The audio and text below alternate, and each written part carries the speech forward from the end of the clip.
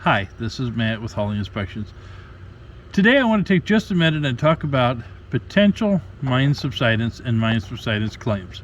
So when you're doing an inspection, if you see a pin on the outside of the house, just like this one right here, I'll get my hand out of the way where you can see it better.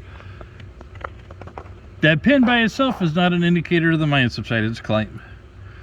What it is an indicator to look for more pins. If you find a pin on each corner of the house, and sometimes even in between the corners, that's an indicator that at some point in time a mine subsidence claim has been made. That does not mean that the house was found to have mine subsidence, just that there was a claim made, which means they did an investigation.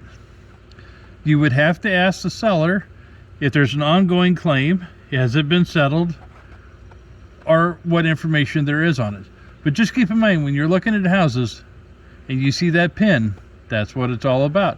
So for all your home inspection needs and all your home inspection questions in the St. Louis and the St. Louis Metro East, call Hauling Inspections at 314-257-0040 or 618-593-9631. We wish everybody a safe and happy day. Thank you.